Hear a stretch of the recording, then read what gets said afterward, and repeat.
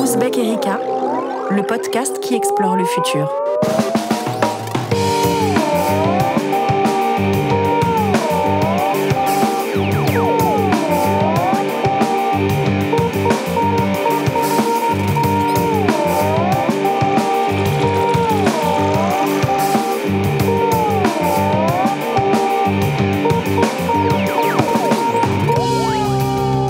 Salut les turfos et bienvenue dans cette nouvelle émission du podcast d'Ouzbek Erika dans laquelle, vous le savez à présent et la dame l'a dit avant, on explore le futur. Et on le fait en vous parlant souvent d'actu et de culture. Mais les visions du futur, que ce soit dans la fiction ou dans les débats qui agitent nos sociétés, sont évidemment irriguées par des idées, des concepts, et n'ayons pas peur des mots, des théories politiques. Et ça tombe bien puisque c'est justement à ces idées qui façonnent notre futur que s'attaque un ouvrage publié début septembre aux éditions Alary et dont la couverture sorne de mots-clés comme économie du partage, slow food, animalisme, transhumanisme, cyborg, véganisme ou encore revenu universel. Voilà qui résonne avec ce dont on vous parle dans notre magazine, sur notre site ou dans ces podcasts.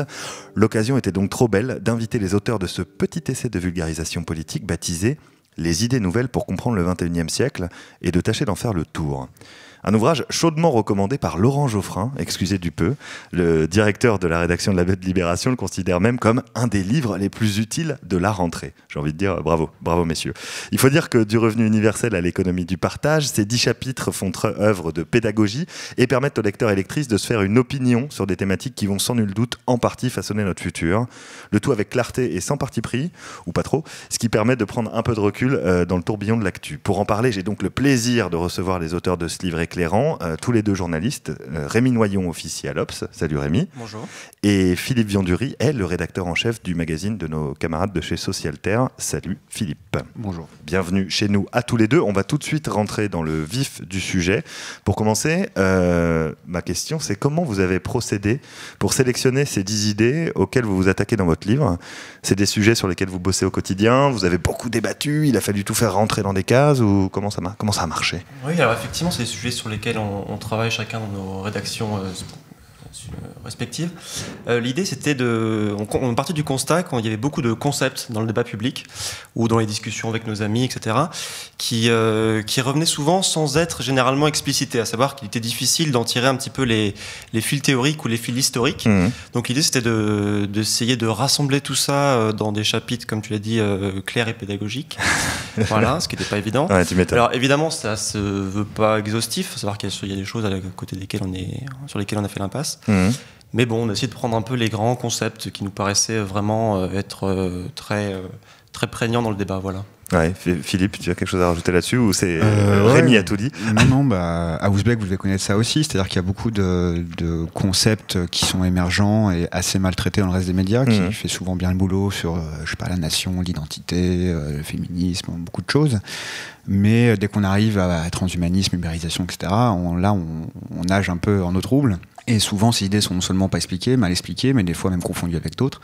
Et donc, c'est vrai que nous, respectivement, en s'attachant un peu à des lectures, à des idées, etc., on est amené à les travailler et qu'on avait envie de faire le point sur ces concepts disparates, mais qui ne sont pas toujours si disparates que ça. En fait. Et justement, effectivement, en étant clair et en évitant de rentrer peut-être un peu trop dans des détails ou dans des interviews fleuves sur des concepts un peu compliqués, etc. C'était vraiment une volonté de votre part que ce soit accessible à presque toutes et tous, quoi. Ouais, exactement. Alors, le public qu'on avait en tête, c'était le jeune qui allait à la nuit debout, qui s'intéresse à la politique, mais qui n'a pas forcément fait d'études de sciences politiques ou de sciences sociales.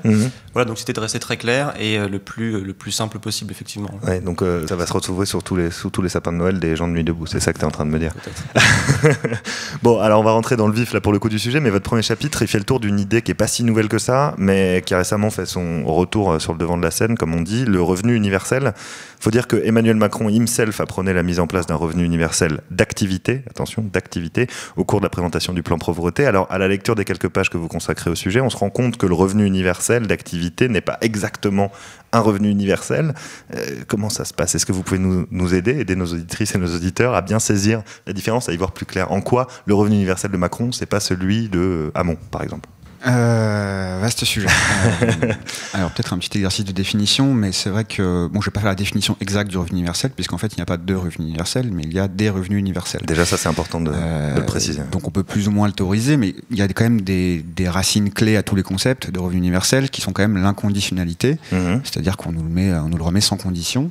L'universalité, ça touche tout le monde. D'accord. Et donc, par exemple, on n'a pas besoin de chercher un boulot, par exemple, pris au hasard, pour obtenir ce revenu-là. Puis après, il y a d'autres facteurs comme est-ce qu'il est inaliénable, donc même si on va en prison, on continue à le toucher, est-ce que les enfants le touchent. Bon, il y a plein de détails ensuite qui restent en débat. Mais en tout cas, le principe d'universalité et d'inconditionnalité, ils sont centraux à toutes les définitions du revenu universel. En l'occurrence, Emmanuel Macron propose une sorte en fait de RSA amélioré, automatique, qui uniformise différents types d'aides, si j'ai bien suivi, mais qui est déjà conditionné par les revenus. Donc ça touche pas tout le monde, c'est des gens qui sont en détresse ou qui sont à des conditions de revenus assez faibles. Et en plus, c'est conditionné par le fait qu'on recherche un emploi et qu'on montre activement qu'on recherche un emploi. Donc, ça n'a rien à voir avec un revenu universel. Tel qu'il avait été, par exemple, promu par un Benoît Hamon pendant la campagne présidentielle. Benoît Hamon, effectivement, alors c'est un petit peu flou quand même ce qu'il essayait de faire. Il est revenu plusieurs fois, il y a eu plusieurs versions. Il y a eu un peu, je pense, une cacophonie. Il a lancé peut-être sans savoir que ça aurait un tel impact, cette idée, et ensuite il a dû faire des concessions, je pense. Mais disons qu'effectivement, à la base, il prend ça comme inconditionnel. Donc un vrai revenu universel assez élevé, je crois. Et en fait, ça a fini à la fin de la campagne comme un revenu conditionnel. En fait, il me semble que il fallait toucher 1,9 SMIC maximum. Ouais, donc on sortait déjà du revenu universel. On allait sur des aides sociales en fait, sur des conditionnées donc par le niveau social. Donc effectivement, à la fin, puis en plus on avait baissé le revenu, je crois qu'il était parti assez haut et qui avait fini à quelque chose comme 600 ou 700 euros. Ouais, c'était exactement. Donc voilà, lui qui avait commencé avec une idée assez ambitieuse, finalement a composé. Alors, je ne prétendrai pas savoir pourquoi, mais en tout cas, à la fin, ce n'était plus un revenu universel du tout. Mais c'est assez intéressant puisqu'on voit, par exemple, pour rester sur cette idée, elle a des fondements théoriques importants. Il y a d'un côté, comme tu le disais, une version libérale du revenu universel et une version un peu plus qu'on pourrait qualifier de plus socialiste.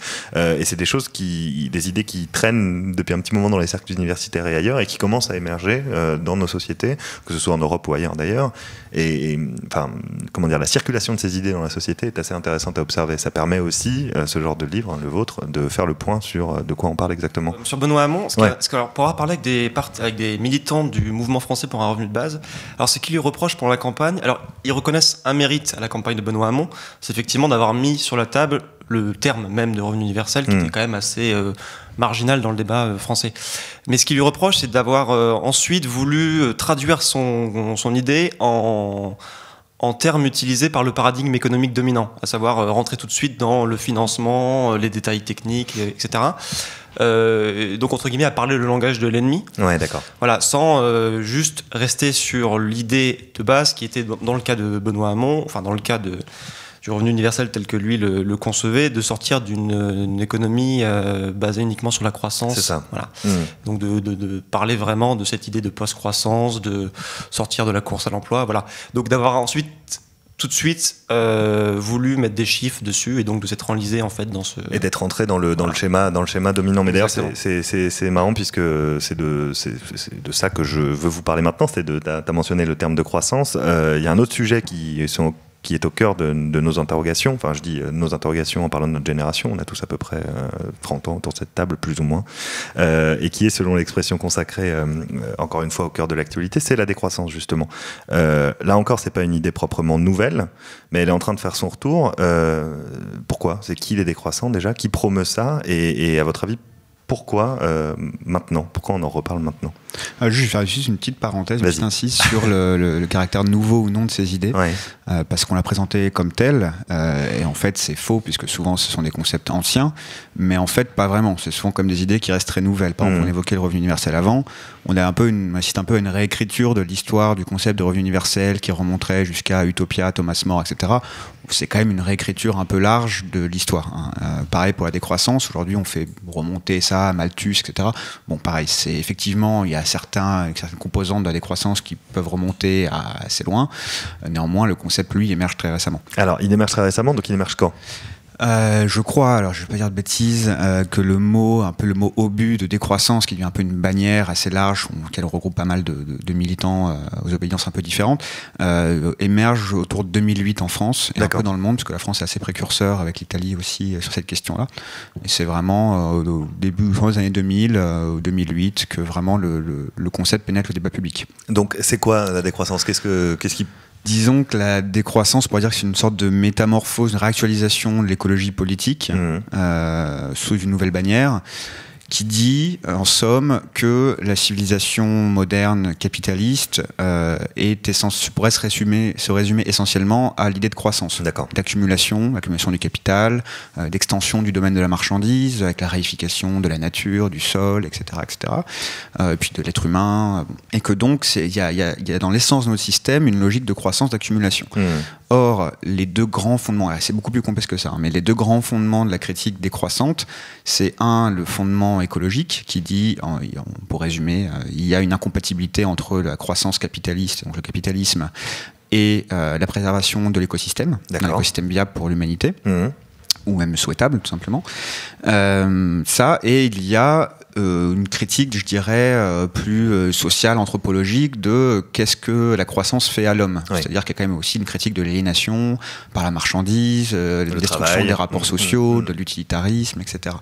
Donc c'est sur ces deux fondements vraiment que les écologistes, on va dire, luttent.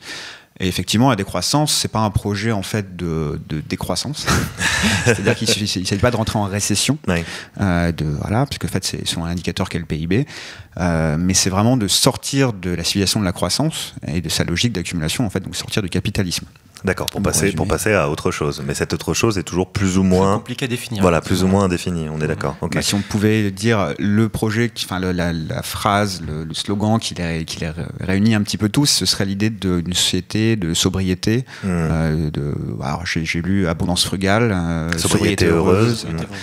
Donc, là, il y a aussi, encore une fois, la décroissance, il n'y a pas des décroissants en fait. Il y a plein de gens qui se revendiquent, qui s'alignent sous la bannière de la décroissance, mais qui ont des divergences entre eux, etc. Et effectivement, on en reparlait, je resituais ça dans l'actualité, au vu de tout ce qu'a provoqué la démission de Nicolas Hulot et son constat que dans les termes actuels du possible, il n'était pas possible de changer les choses au niveau du gouvernement français, ce qui est quand même quelque chose d'assez important. Vous avez observé de vos postes d'observation une espèce de retour de cette question-là à cette occasion. Ce qui est marrant, c'est que donc, effectivement, Nicolas Hulot parle de la stratégie des petits pas, qui pour lui est un échec. Donc on resterait effectivement dans une vision gradualiste des changements nécessaires, verdir la croissance, etc. Ce qui était un peu un des grands thèmes qui revenait souvent à gauche sur ce débat-là.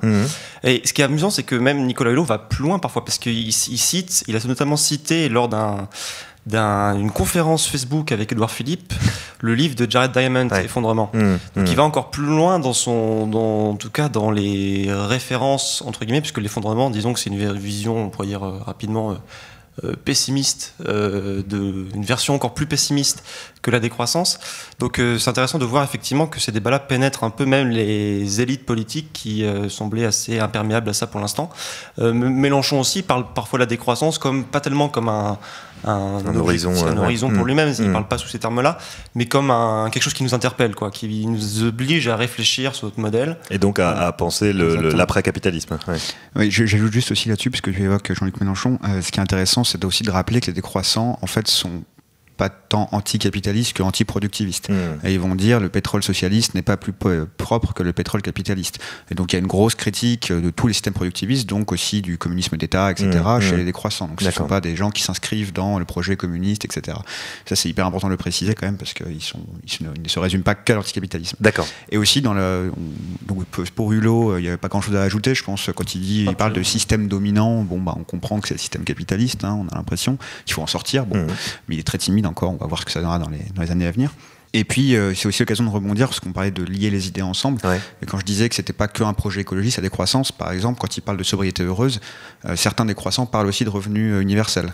C'est-à-dire que, mais là, ça fait vraiment débat chez les décroissants, il y en a qui sont très opposés à ça, mais des décroissants comme André Gorz, par exemple, André Gorz, à la fin de sa vie intellectuelle, s'est rallié à l'idée de revenu universel, puisqu'il y voyait en fait un moyen s'il était suffisamment élevé, donc là on en revient à différents types de revenus universels, s'il était suffisamment élevé, de casser la société du travail, puisque par exemple si on touche un SMIC sans condition de travail, ça minore l'intérêt du travail dans la vie et donc ça pousse les gens à consommer moins, à produire moins, à revoir leurs besoins. Évidemment. Et donc à sortir d'un système qui marche pour la marchandise, par la marchandise et sa consommation. D'accord. Alors on a parlé de sortir du capitalisme. Je vais vous y faire replonger joyeusement parce que beaucoup des idées que vous analysez sont nées ou promues par les entreprises de la Silicon Valley. Alors là, je ne parle plus de décroissance et de revenu universel. Je parle de transhumanisme, de civic tech, d'économie du partage ou d'économie du partage des restes, comme vous la qualifiez. Enfin, c'est pas un terme qui vient de vous, mais c'est assez joliment dit.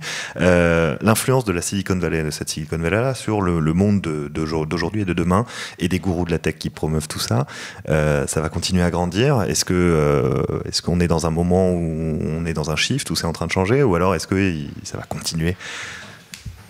Faites de la prospective un petit peu. Rémi passe la balle à Philippe. C'est compliqué parce que alors là c'est des questions de sentiments parce que c'est difficilement mesurable, mais c'est vrai qu'il y a eu un temps, j'ai l'impression, vraiment tout un discours très positif sur l'innovation dans tous les domaines, l'innovation sur les technologies écologistes, etc., l'innovation le développement durable, etc. Le développement durable, dans le domaine numérique, etc. Et puis il y a eu ensuite un mouvement de critique sur ce que la technologie nous fait ou ce que la technique nous fait. Donc, par exemple, c'est le livre de Evgeny Morozov, Le solutionnisme technologique, etc.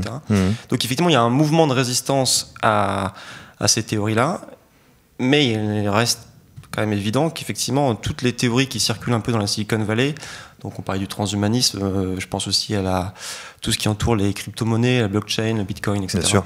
Donc qui sont évidemment des procédés techniques, mais qui sont aussi souvent sous-tendus par des présupposés idéologiques. Alors par exemple, en l'occurrence, même si pour le bitcoin c'est évidemment un objet très complexe avec différentes veines de pensée qui peuvent s'y intéresser, il y a quand même les libertariens qui se sont massivement investis derrière cette monnaie-là. Donc le libertarianisme, c'est une critique radicale de l'intervention de l'État, c'est une espèce de durcissement du libéralisme, on peut dire ça comme ça, qui effectivement prospère dans la Silicon Valley et qui est un peu remis au goût du jour ou repackagé par les discours technophiles de la Silicon Valley. Voilà. Ouais, c'est ça. Bon, là on fait le prospective, donc c'est pas dans le bouquin. Ouais, je vous force, désolé. Non, pas de souci. Moi, comme je le vois, alors moi je connais bien Silicon Valley parce que j'ai fait un bouquin aussi là-dessus avant. Je pense qu'il y a, en gros, l'idéologie qui est portée par la Silicon Valley, donc qui sont le vecteur, parce que c'est pas eux qui l'ont inventé, peut se confronter à deux types de limites. Il y en a une qui est extérieure, qui serait la limite écologique, puisqu'à un moment quand même il y a un pari pascalien un peu. On va continuer comme ça à faire croître les systèmes techniques, la numérisation, l'IA, etc. sans considérer qu'en fait on peut très bien s'effondrer d'ici 10 ans et qu'on n'aura plus accès aux ressources, aux suffisamment bon marché, etc. pour pouvoir produire ce système technique. Aux terres et métaux rares aussi nécessaires à la fabrication de nos. Il y a tout plein de facteurs extérieurs en fait qui conditionnent la possibilité de cette transformation du monde par la technique, qui peuvent du jour au lendemain s'arrêter, c'est quand même une possibilité, ou devenir trop complexe, etc. Et puis il y a des limites intérieures, moi j'en vois deux, c'est social et sociétal de cette manière. Social, c'est de se dire les États vont commencer à réguler, donc par exemple l'ubérisation, le transhumanisme, etc. Ils peuvent dire au bout d'un moment, niet, non, nous allons réguler ça, nous allons mettre des freins, des limites, etc. Ça semble très très mal parti quand même. Pardon d'être pessimiste. Ça semble mal parti puisqu'on voit les stratégies de fait accompli des entreprises qui des grosses plateformes numériques notamment, qui cassent les lois avant même qu'elles naissent, qui font du lobbying. Qui tout simplement qui sont dans une mouvance idéologique qui en fait emporte l'adhésion quand même de beaucoup de nos dirigeants aussi, puisque derrière ils veulent de la croissance, ils veulent de l'emploi, ils veulent pas être largués sur le train numérique, etc. Bien sûr. Donc compliqué. Par contre, il y a une limite sociétale, je dirais, avec l'émergence peut-être, notamment autour de la question transhumaniste, de résistance d'un point de vue des normes de société, des normes du sacré, du conservatisme biologique. Donc là, peut-être que j'anticipe un peu sur le débat, mais c'est l'idée quand même, dans le transhumanisme, on propose quand même de créer l'humanité du futur, puisqu'on ne serait pas fait une humanité aboutie, on serait un état transitoire dans l'humanité, puisqu'on est soumis aux lois de l'évolution. Vers quelque chose d'augmenté, quoi. Donc on pourrait en fait choisir d'influencer sur la courbe d'évolution de l'humanité et créer l'humanité qu'on souhaiterait, voire les humanités, puisque ça pourrait très bien créer des humanités à plusieurs vitesses, irréversibles, Puis si on modifie la génétique, par exemple, c'est irréversible. Et donc là, on voit quand même émerger de plus en plus ces débats-là, à la fois une réaction à la démiurgie de ces projets qui est d'ordre un peu politique, social, qui dit qu'il y a quand même d'autres priorités que faire ça. Et il y a aussi des réactions plus essentialistes qui disent non, l'humanité des Lumières, la perfectibilité, ça ne veut pas dire le transhumanisme. Il faut conserver, voire des réactions religieuses qui pourront très bien demain aussi dire non, nous ne voulons pas transformer l'homme, création de Dieu, etc. Donc ça, ce sont quand même les trois grandes limites, je pense, auxquelles Silicon Valley va forcément être confronté à un moment ou à un autre. Et alors, on évoque les défenseurs du progrès. C'est une notion qui a pris un peu de plomb dans l'aile ces derniers temps. La lecture de votre ouvrage permet aussi de s'en rendre compte. Il y a d'autres choses qui permettent de s'en rendre compte. Il y a eu l'élection de Trump, le Brexit, le non-accueil des migrants en Europe, Jair Bolsonaro récemment en tête des élections au Brésil, des élections présidentielles.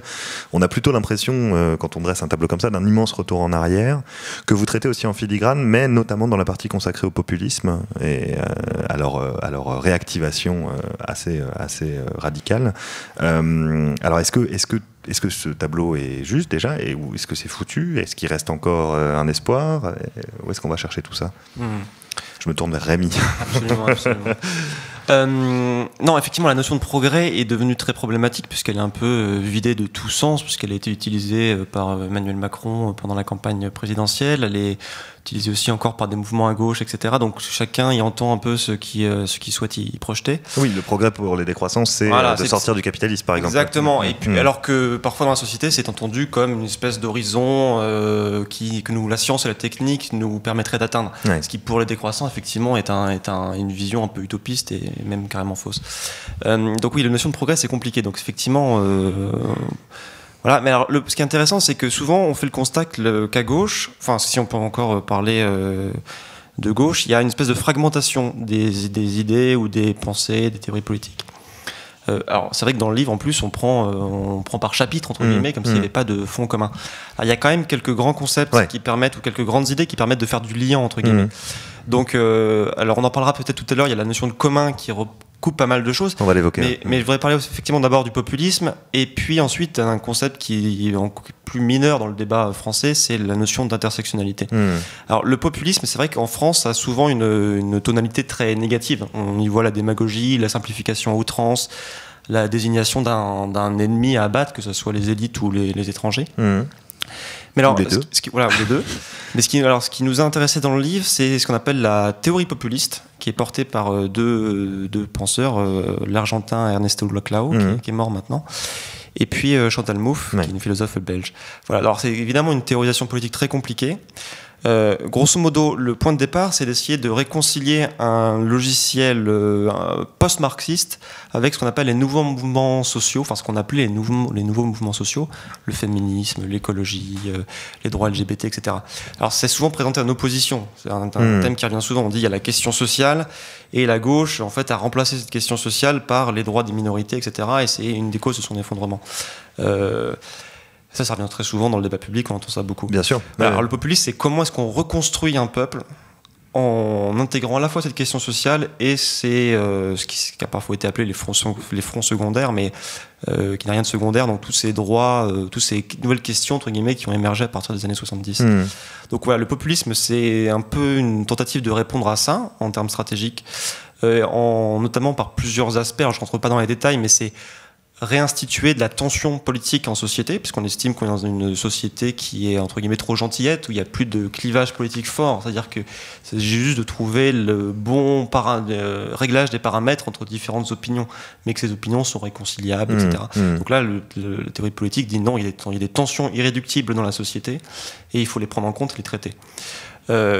Ensuite, il y a toute une théorisation autour de la stratégie à adopter, notamment l'incarnation par un leader, qui est quelque chose de très fort dans la stratégie populiste, mais qui effectivement en France est souvent vu, même par les mouvements de gauche, qui est souvent vu comme quelque chose de négatif, comme la personnification, alors que c'est quelque chose de dangereux, etc. Donc ça, c'est remis à l'honneur par les mouvements populistes. Voilà, qui essayent le culte du chef, etc. Voilà, exactement. Bon, qui essayent en gros de penser, de tenir les deux bouts, de penser un peu toutes ces nouvelles questions et de les réunir ensemble dans un nouveau projet politique. L'intersectionnalité, c'est un peu différent, c'est même très différent. Ça émerge aux États-Unis dans les années 90, disons. Alors là on est dans une pensée politique complètement étrangère à celle de la France, puisque grosso modo c'est de partir du raisonnement en termes de sexe, de genre et de race. Alors race au sens sociologique. Ce dont on n'a effectivement pas l'habitude. Voilà, exactement. Parce qu'en France on est encore très imprégné d'une espèce d'universalisme républicain qui fait qu'on est relativement imperméable à ces questions, ou d'un marxisme qui fait qu'on ne parle que de la question sociale, donc des classes. Donc c'est comment est-ce qu'on va essayer de repenser les dominations à partir de ces trois aspects et en les articulant, etc. Voilà, donc l'intersectionnalité, c'est une espèce d'outil sociologique pour mieux comprendre les rapports de domination. Et combattre les rapports. Et les combattre derrière, exactement, les décortiquer. C'est considérer en fait que quand on défend le féminisme tout court, ça peut être dangereux parce que la société est faite d'une telle façon que souvent on défendait en fait les intérêts des femmes blanches plutôt aisées. Et donc il faut trouver une façon de reformuler ça pour inclure, alors le vocabulaire de l'inclusivité a beaucoup été moqué, mais inclure à la fois les personnes, on dirait racisées en France, voilà, mais aussi les classes sociales. Voilà. D'accord. Et c'est intéressant d'avoir ces deux. Philippe, tu veux rajouter quelque chose? Ouais, juste sur le progrès, c'était la question de tout début. Moi, j'ajouterais juste qu'effectivement, on voit émerger aujourd'hui des rejets de l'idée de progrès, notamment à gauche. Mais il y en a une effectivement qui se fonde juste sur le progrès. Alors soit de façon caricaturale, le progrès, la critique décadente classique, soit de façon beaucoup plus intelligente. Je pense à des penseurs comme Michéa, etc., qui vont critiquer l'idéologie du progrès comme une émanation des Lumières, d'une extension indéfinie de l'action humaine, etc. Michéa, pour ceux qui ne connaissent pas, juste, c'est... Jean-Claude Michéa, un penseur qui se définit comme anarcho-conservateur. C'est un peu un pied de nez... conservateur, pied de nez à la gauche, mais en fait, il revendique surtout d'Orwell, de la pensée d'Orwell, qui est très intéressant.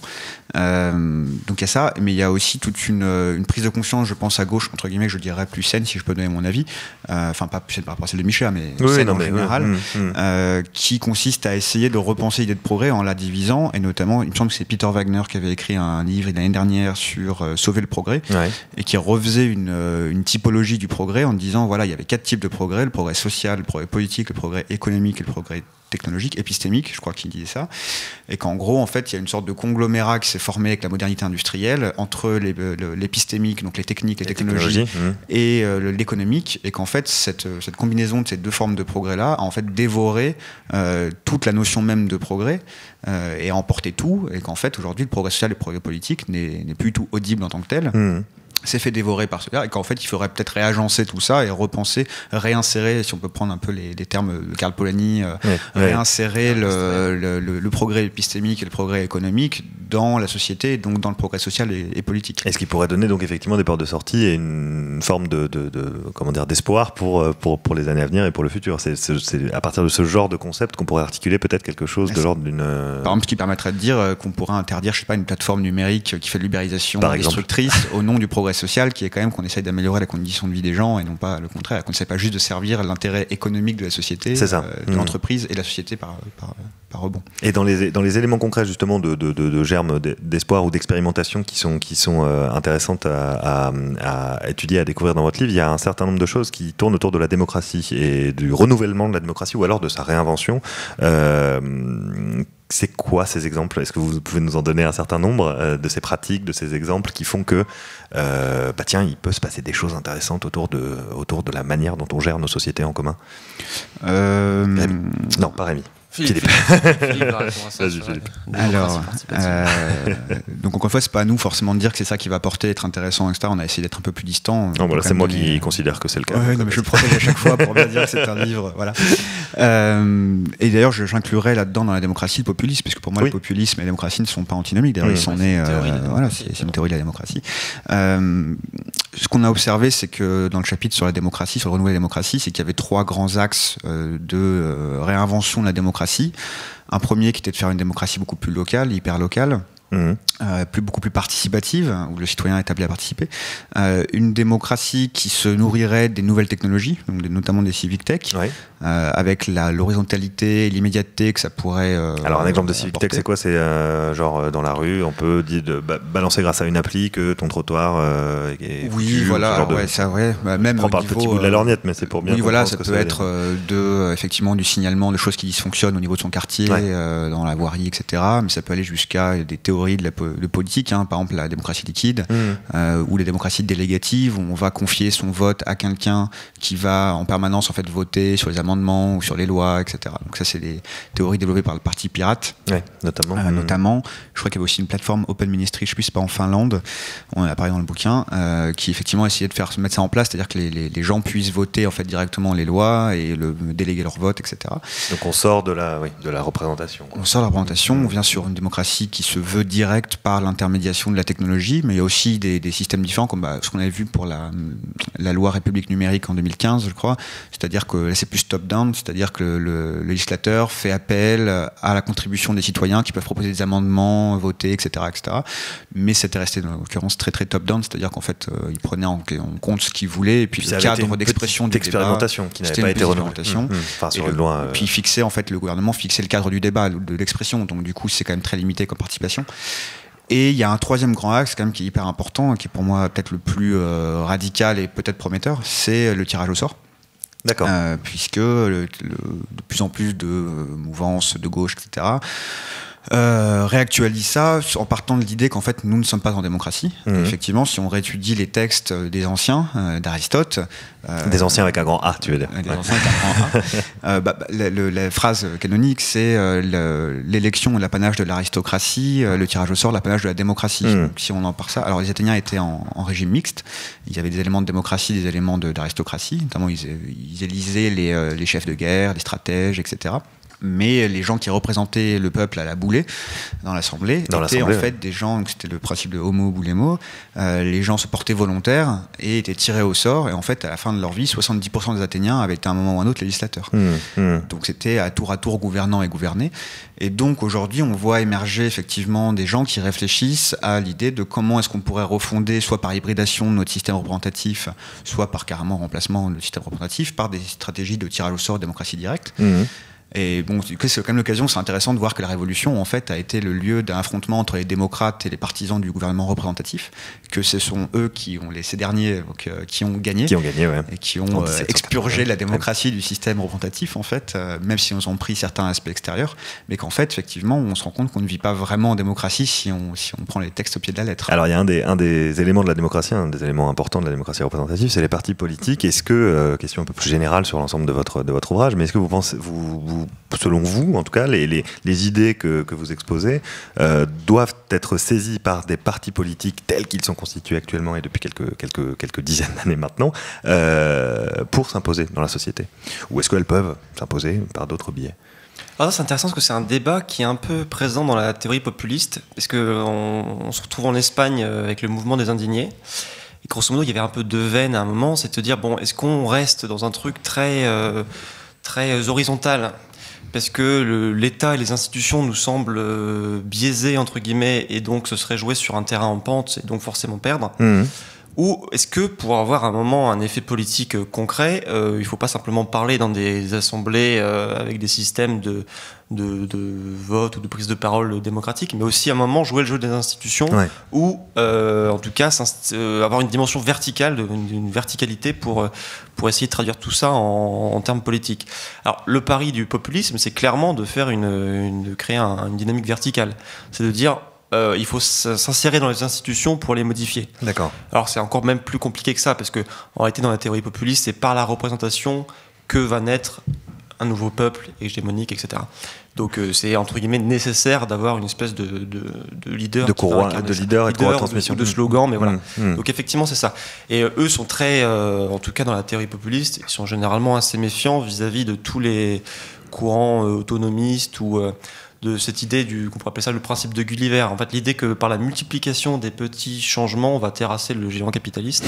Donc, c'est vrai qu'il y a quand même cette idée qu'il faut jouer un peu à un moment le jeu politique, même si c'est compliqué, difficile, biaisé, voilà. D'accord. Mais effectivement, on a vu ressortir ce débat dans les médias américains, je pense il y a à peu près 1 ou 2 ans, sur la question populiste, avec Trump, etc.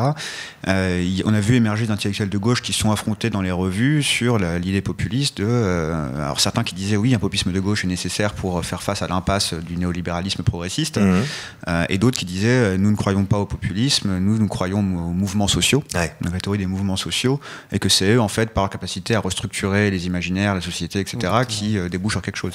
Donc là, après, ça c'est... Bon, chacun aura son avis. Mais après, en tout cas, ce qui est sûr, c'est que les partis politiques aujourd'hui en France vont essayer de s'emparer de ces idées à un moment ou à un autre. On l'a vu avec le revenu universel. Je suis sûr que la décroissance, dans peu de temps, commencera à émerger dans le débat public. Après, le risque, le côté bon, c'est que ces idées vont émerger, donc vont être pensées dans les médias, dans l'opinion publique, donc peut-être auront un impact à leur manière.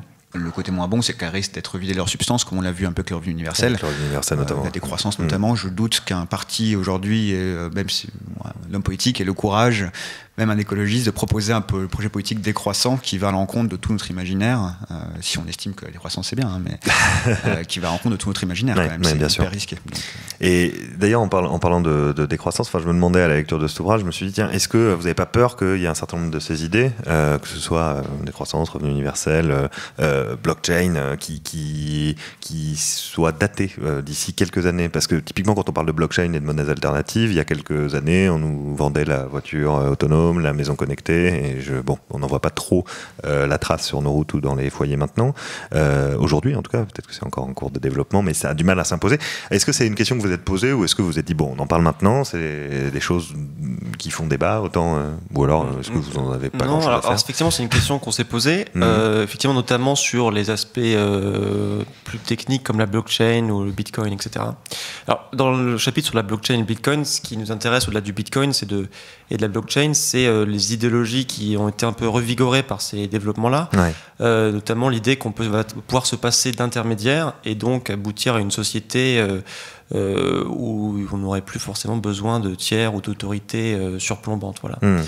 Donc ça se décline soit dans des projets libertariens, soit dans des projets plus proches de l'anarchisme, etc.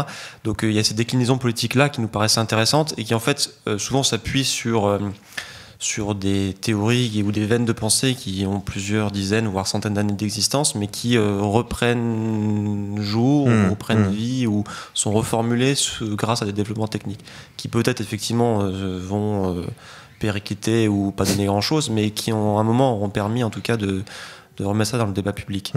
Voilà. Donc oui, ça aura eu un impact quoi qu'il arrive. Ça aura eu un impact quoi qu'il arrive. Alors évidemment, effectivement, la blockchain, c'est pas encore difficile de voir ce que ça va pouvoir produire.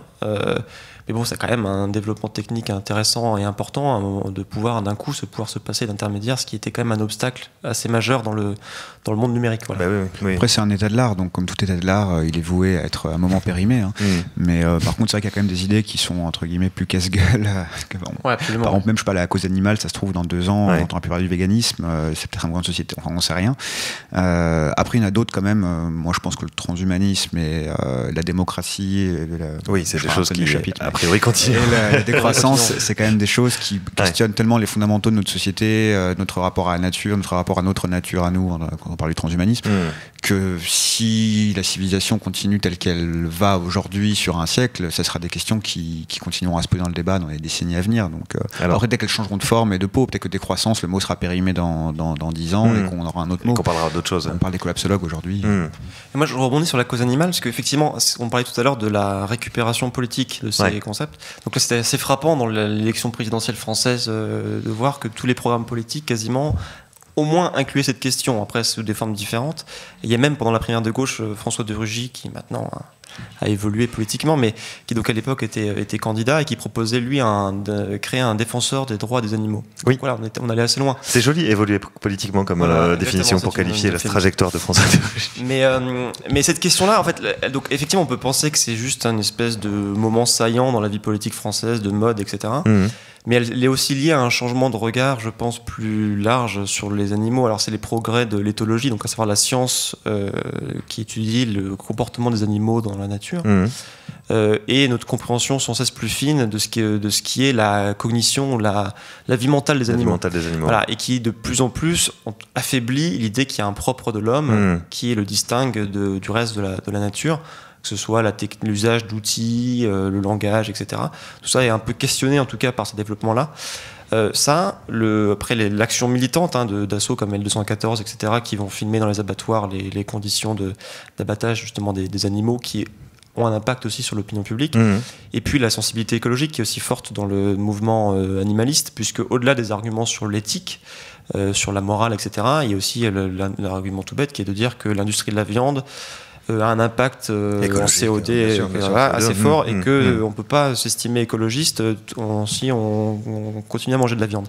Voilà, donc il y a quand même des choses qui ont un peu évolué et qui changent plus au-delà de l'utilisation politique de ces choses-là. Voilà. Et justement, on parlait de ce qui allait rester ou pas tout à l'heure.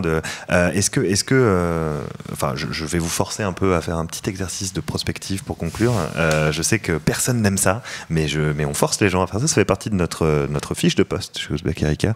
On est obligé de poser cette question en fin d'interview. Si on se projette en 2030, pour prendre une date qui est dans 10-12 ans. Quel est dans ces 10 idées-là, laquelle aura pris un poids encore plus important dans nos sociétés? Alors évidemment, on parlait de la démocratie, on parlait du... je vois que Rémi est en train de souffler quelque chose. On va essayer de se mettre d'accord sur ce qu'on va dire. Alors allez-y, vous en avez le droit à chacun une à la limite si vous voulez. On va dire la mienne. Pour terminer. Moi, le truc qui me semble... C'est vrai que tout est soumis à... Comment dire ? Tout est variable, revenu universel, d'accord, transhumanisme, après tout, pas sûr. Si ça se trouve, en fait, pas du tout. Voilà, il y a quand même un truc qui me paraît être prometteur en termes de trend, c'est la décroissance, puisque effectivement, aujourd'hui, nous commençons à arriver proche de la limite de la capacité de charge de notre système planétaire. Tous les indicateurs semblent le montrer. Qu'apparemment on est lancé à pleine vitesse là-dedans et qu'on n'a aucun moyen aujourd'hui de freiner le train en marche, d'autant qu'en plus le débat, encore une fois, est saturé de mots comme croissance verte, qu'on essaie justement un petit peu de critiquer aussi dans le livre, puisque ce sont des mots un peu vides de sens. C'est-à-dire qu'en fait, on essaie aujourd'hui, on est encore au stade, malgré l'urgence, d'un aménagement de la croissance en considération des impératifs écologiques. Donc, vu comme vont les choses, à un moment ou à un autre, on va atteindre une limite, et donc la décroissance, ça peut être un impératif, d'ailleurs un impératif pas forcément souhaitable, puisque peut-être que ça sera je sais que vous avez fait une couve là-dessus, un fascisme vert.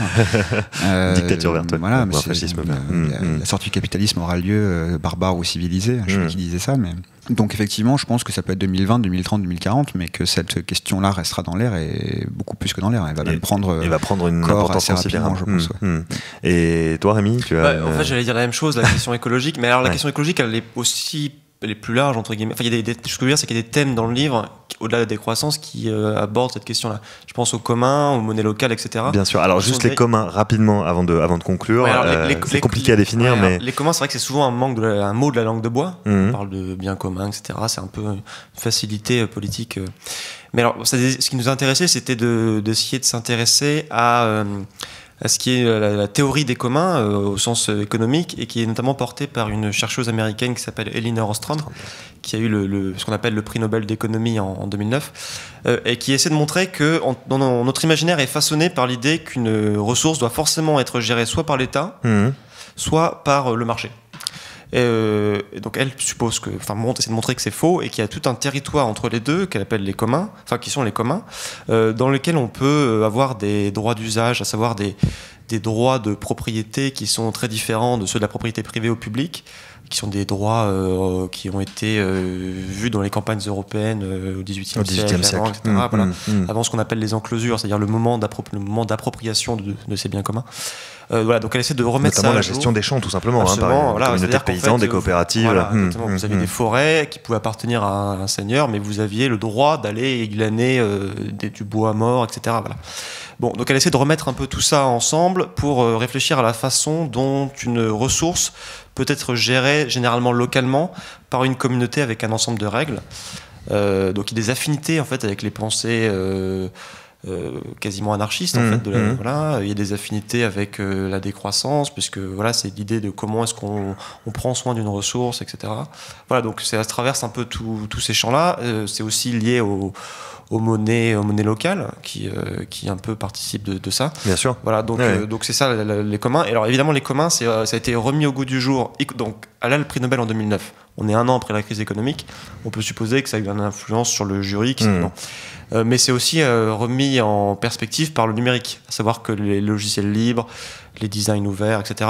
C'est une notion qui peut faire le lien entre les communs dits traditionnels, c'est ça. Les semences agricoles, les champs, etc. et les communs dits de la connaissance informationnelle, etc., qui sont créés par le numérique.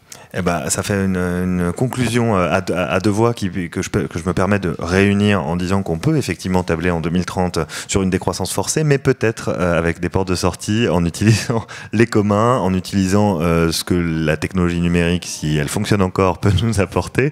Merci beaucoup à tous les deux, Philippe Viandurier et Rémi Noyon. Merci d'avoir été autour de cette table. Merci à Romane, à la technique également, et merci à vous, auditrices et auditeurs du podcast d'Ouzbek Erika. Comme prévu, comme convenu, comme je vous en ai déjà parlé, on se retrouvera pour une nouvelle saison sous peu. Restez connectés, mettez-nous des trucs, des cœurs, des machins, des étoiles, je sais plus comment ça se passe, et à la semaine prochaine.